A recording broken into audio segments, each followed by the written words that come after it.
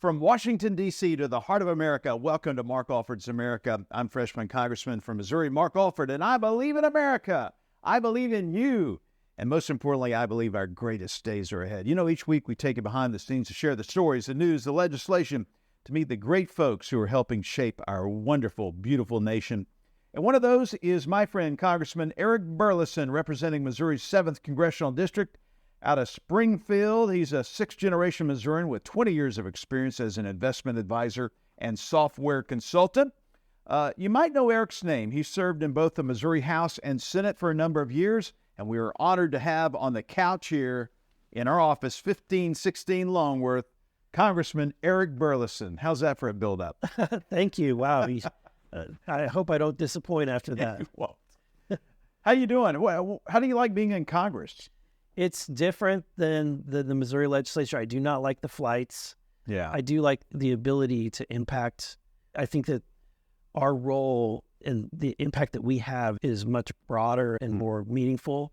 Now, I will say, as a state legislator, you can have direct influence on laws quite a bit.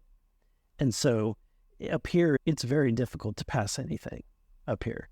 And so it is different, but I think that, you know, I'm often pinching myself at the fact that we are serving in United States Congress. It is kind of awesome to think that 750 to 775 people, 775,000 believe in us that much to send us here to be their voice and their vote. Yeah, it weighs on me. It does. I don't want to let my district down. Yeah. You do a lot of work in the district. You're home a lot. You say it takes you several flights to get home. It's not like me flying into KCI, then driving down to Cass County. It's actually work for you to get home and back. Yeah, it's usually a 6 to 7 hour ordeal because I have to take a layover somewhere. Usually it's in Chicago or Charlotte, sometimes Atlanta, sometimes Houston, in order to get back home. But I have a wife and 2 girls that I love at home. And for me, if I don't get back home each weekend, I'm going to be a mess. Yeah. For me, my kids are grown, and you know, Leslie, my wife, we're empty nesters, no grandkids yet. So for me, for us, as a couple, it made sense. I often wonder for folks like yourself and women who have kids who are in Congress, how do you balance that? How do you balance the work life here in Washington with still being an effective father or mother if you're a female? So a couple of things. One is that I try to make phone calls, FaceTime messages as much as I can when I'm up here. But more importantly, the time that I am home. And I learned this from The Leadership Secrets of Billy Graham.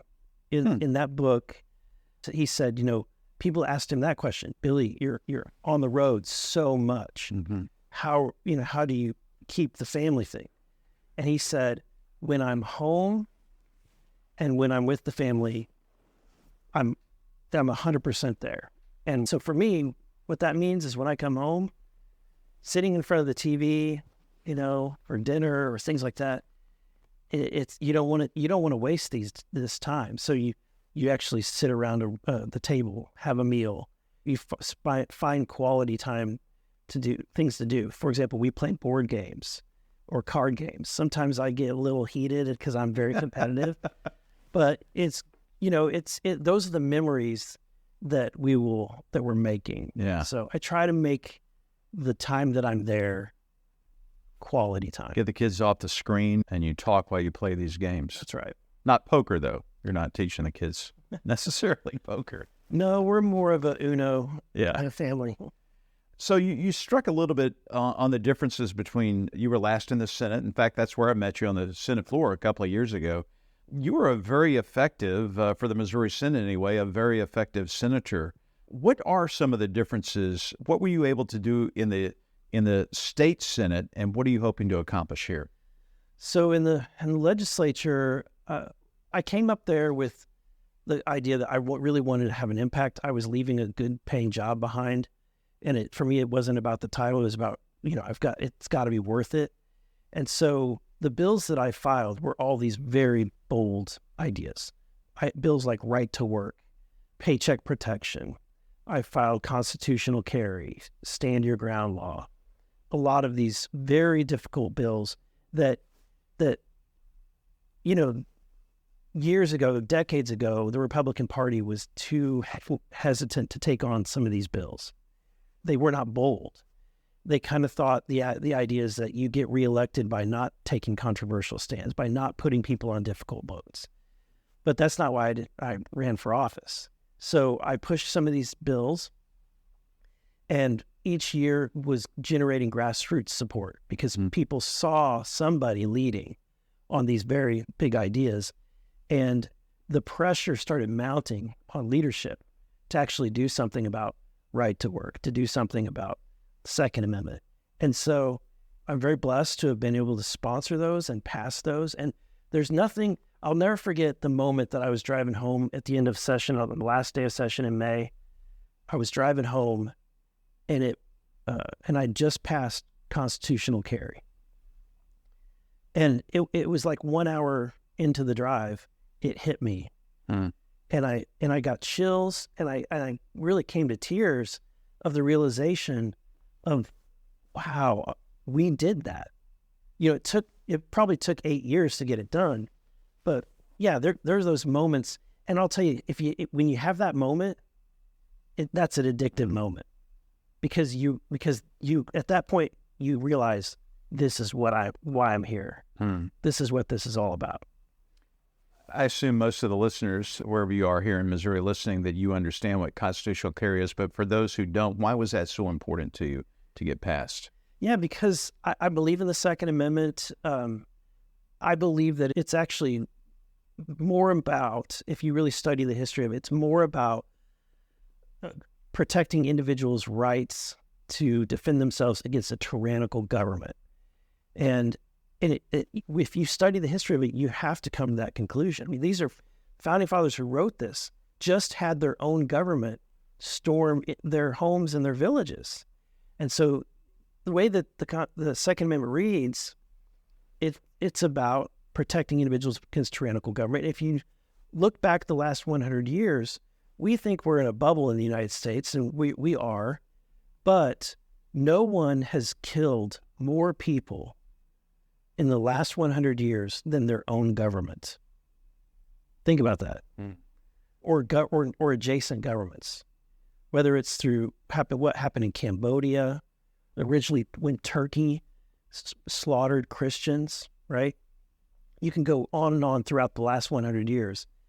Things happen, and people get slaughtered. And usually before those events occur, they have gun regulations. They take away firearms. They take away people's rights to carry. And so for me, it was an important issue. And as long as government requires you to jump through a bunch of hoops to defend yourself and your family, then that tyrannical government has control of you. Well, the left would have you to believe, or have people to believe, that the Second Amendment applies to hunting rifles. And, hey, yeah, we should have a rifle or a shotgun that's locked up somewhere so you can go hunt a deer occasionally, but it wasn't intended to protect against a tyrannical government. That's right. That's right. And the constitutional carry bill, a lot of people thought that we were giving people the right to carry that didn't have the authority to carry, but that's not the case. Under federal law and really across the United States, you can go purchase a firearm and carry it if you're a law-abiding citizen and you're of the right age. But states like Missouri had said, you can carry it, but you cannot conceal it. And if you want to put it in your pocket, then you have to get the permit. The concealed carry permit. Right. And so basically, if you put it that way, you're saying, so you have to go through training, pay a background check, all that, not to carry the firearm, but to put clothing over the firearm that you have the right to carry. Now, when you ask that question, does it really make any sense? It's very little sense. But that's the way the law was. And the more that I educated people about that, the more lawmakers came to the conclusion, yeah, let's have a discussion more about where you have the right to carry a firearm as opposed to how you're going to carry a firearm. Hey, Eric, don't go anywhere. Folks, don't go anywhere. We're going to be right back. Stay with us for Mark Alford's America. We're talking with Congressman Eric Burlison about the Second Amendment, his passion for his job here in Congress, representing Missouri's 7th Congressional District. And when we come back, I want to talk a little bit about your predecessor, Billy Long, and maybe some of the advice that he gave. He gave me some advice, actually. I didn't take a lot of it, but he's a good guy. Yes. We'll be back with Mark Alford's America. Stay with us. Welcome back to Mark Alford's America, where we give you a behind-the-scenes look at Washington each week and let you meet some of the fantastic people helping shape our beautiful nation. Today, we're talking to Congressman Burlison, Eric Burlison of Missouri's 7th Congressional District down in Springfield. I love that part of Missouri, almost as good as the 4th Congressional District, which is actually the heart of Missouri and the heart of America. But anyway, Billy Long used to have this. How long was he in Congress? Like 12 years? I think maybe 10 or 12 years, yeah. And he ran for U.S. Senate, along with my predecessor, Vicky Hartzler, also ran. They both did not succeed. Eric Schmidt is our new U.S. Senator from Missouri. When did you decide to get into the race? Well, immediately when Roy announced he wasn't running. Roy Blunt. I was in my Senate office, and a lot of people had talked to me about if Billy steps down or retires, would you run? And I always kept in the back of my mind. But then what happened is when Roy stepped down, a state rep at the time who came into my office and said, Billy's running for U.S. Senate. You need to run for U.S. Congress, and I'm going to run for your seat. Okay. And that was my response was, oh, okay. You have it all planned out. And so then I started exploring it and kept thinking, no, he's not going to do it. He's not going to run. He's not going to run for Senate. I kept really kind of thinking, it's not going to happen. Why worry about something that may not happen?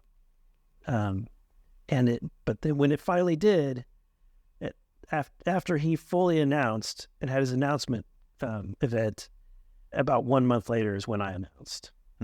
Because I'll tell you that 1 month was a wrestling. Yeah, it was for me as well. In fact, that's how I met Mike Johnson, our new speaker. Yes, we share the same consulting firm. And whenever I was talking to the consulting firm about, do I really want to do this? What's the impact on family? I need to talk with somebody who is similar to me. And they put me in touch with Mike Johnson. He and I spoke for like 2 hours on the phone about the logistics, how to balance the family life in D.C. And so... I'm so glad that he is a speaker, aren't you? Yes, yeah. I mean, a man of God who's got his family, everything in perspective, and he's so calm and resolute. Yeah. Did you see that coming? Early on in the speaker fight back in January when it looked like McCarthy was losing votes and he was going to go down, Mike Johnson was my first thought. And I even confided to him, hey, if things go south, I think you'd be a great speaker. Now, he was one of the few people I knew at the beginning. There were other people that ran that, oh my goodness, like that I think they'd be great speakers too. I love Jim Jordan. Yeah. I don't know about you, but after I won the primary last year, people were saying, oh, you got to vote for Jim Jordan for speaker. I said, well, he's not running and he's supporting McCarthy. I mean, I love Jim Jordan. Did you get the same thing in your district? Oh, absolutely. We had 100-1 people calling in saying vote for Jim Jordan. And I mean, the district, people know who he is. They like him. They like that he's a fighter. So when he was up for the nomination, I was ecstatic and really kind of frustrated that the way in which he was taken down and the reasons why he was taken down. I was frustrated, but God had a different plan. God had, just like God. I think the story of how God chose David to be the next king after Saul was taken out. I think it reminds me of Mike Johnson so much. God took out Saul, said he's not going to be my king anymore. He told Samuel, go pick somebody. And then he went to Jesse's house and he lined up his sons. Went through all the brothers. And he went through all of the brothers. Said, who you got left over? Not this one, not this one, not this one. Do you have anybody else? Yeah, we got the runt in the field. Go get him. And he had been practicing with the stones and the sling. Yeah. And took down Goliath and had the heart of God. And I think in the same way, Mike Johnson has the heart of God. Is he perfect? No, no one is. But he does have that leadership quality, I think. Yeah. I think that Mark, that's exactly what my thought was. When knowing him and thinking about him in that role, I couldn't get over, because there were several people running that I really would have, I thought can fill the role very easily. Jim Jordan, obviously the guys that are in leadership, Scalise and Emmer. I liked Kevin Hearn. I know I was back in Kevin. I thought Kevin, of all those individuals, has so much leadership experience, private sector, that it would be remarkable to see him in that role. But I think that that's the way that we think, that's the way that the people think, the world thinks, but God thinks differently. And God saw Mike Johnson and said, and I think the truth is, we need somebody, no human is going to lead this nation out of the problems. Only God working through a vessel like Mike Johnson can do it. And somebody made that, I think it was Austin Scott, who said in conference one time, I don't think anybody can get 217 votes, including Jesus Christ, in our conference. That was not my statement, although it got attributed to me. I think there was the feeling that it was such an impossible thing. And here we were for 3 weeks without a rudder on our ship. And we're like, what are we going to do? What are we going to do? And then Israel gets invaded and over 1,000 Jewish people are slaughtered. And we're like, what are we going to do? We can't help. What if we have to go to war? How do we declare war? And God raised someone up for this position. And look at what we've done in just a week and a half. The appropriation bills are getting done. The aid to Israel is going to get done. Our spending is going to get cut. We're making real progress that we should have been making all along. And that's the disappointing thing for me. Yeah, me too. But it's changed this town. I think that you're seeing a change in attitude in the building, outside the building, which is good. It's refreshing. A lot of people were worried about fundraising. Kevin McCarthy raised so much money, and he did. I mean, millions of dollars. He came to your district. He came to my district to help raise money, which is, unfortunately, that is a big part of politics today. You got to have the money to run the TV ads and other things to get your message out there. But Mike has already proven just this week that he can raise money. I mean, the thing is, if you let God do it his way, he is going to provide what you need. That's right. Moment. That's right. So I didn't have any doubt about raising the money. People kept raising that objection. I thought, the money's going to come. Right. I agree with you. I feel like I'm preaching. I'm not preaching, but it is exciting to be here because, you know, I think you and I have that same mindset that we're here for a bigger purpose. It's not to have a second career. Yeah. It's not to grow rich. It's not to end up a lobbyist on the other side and make a lot of money. It's to serve people, to be their voice and their vote, and really to be a representation, I think, of what Christ really wants us to be.